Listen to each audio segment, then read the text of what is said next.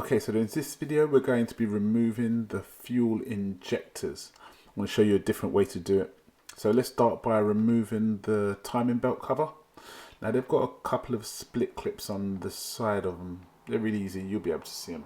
They just clip off and move up. So now with your Torx 20 bit, you just got to remove the screws from the rocker cover gasket. Now they're what we call captured screws, which means that that they won't screw out and fall out. They'll screw out, but they'll just still hold within the casing that's got it there.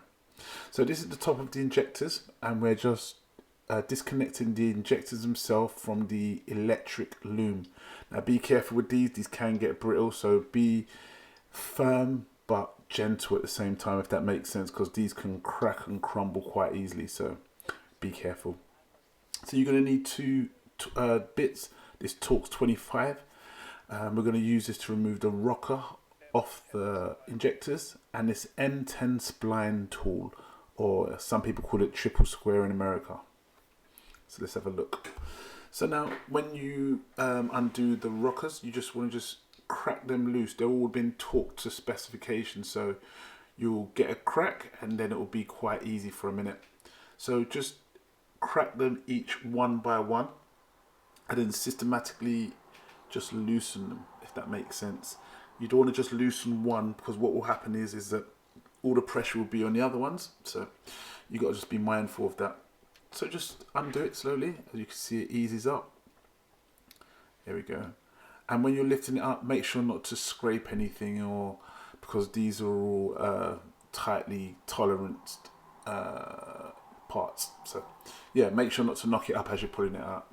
So now we've got the spline socket tool again. This is the M4 size.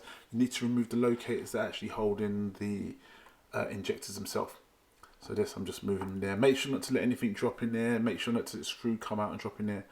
So you just, once you've loosened them, you can remove the actual locators, lugs, support, locks, whatever you want to call them.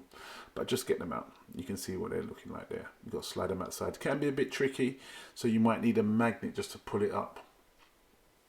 So now we've got full exposure to the injectors. I always like to try and give them a little wiggle with a screwdriver just to break any seal that might be there. And this is the easiest time to do it. So yeah, just wiggle it left and right to give you a chance to make it a little bit easier to pull out later on. So now get yourself a piece of wood. This is about 2 meters long. I'll cut about 12 inches off the end and then cut that in half again, if that makes sense. So we've got like two small 6-inch pieces, or I think that's about 130 mils, something like that, about 6 inches. So what we're going to do, we're going to put them on the side of the car, on the inner wing, not on the body panels, on the inner wing. And we're going to use this as some sort of leverage. And then we put our big piece of wood over the top of both of them. I'm going to show you later how we're going to make this all work. You pretty much guess. So now with your injectors, you need to get some string or cord, something strong, and wrap it around the body of the injector. Do it as best you can. Usually you can get about 2 wraps around the front of the injector here, and that should be enough.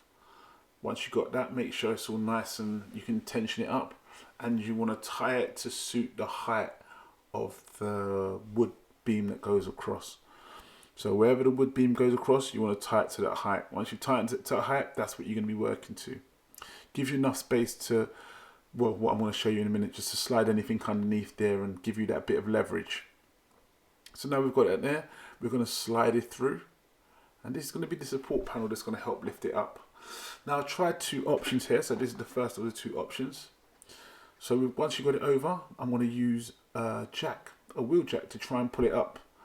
I tried to go for this option, I thought it might be a good idea. So let me just show you how this worked.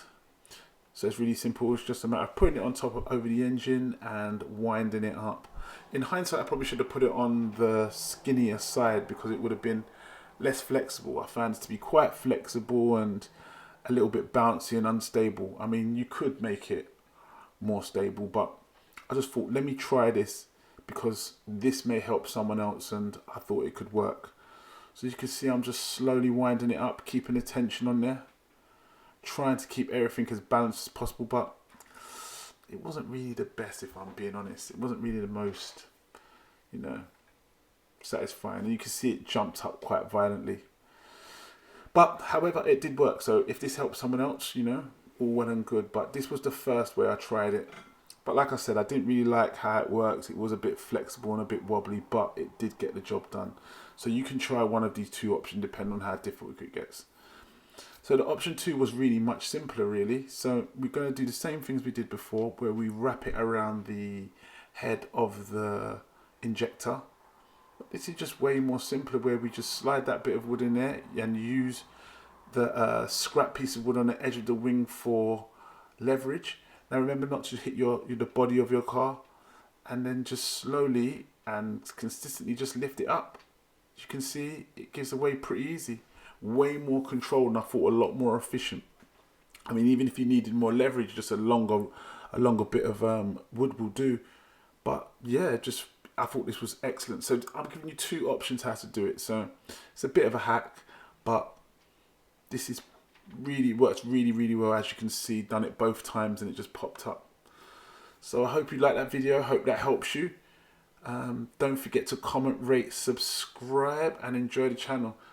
If you like these sort of videos, don't forget to give it a like. Thank you for watching.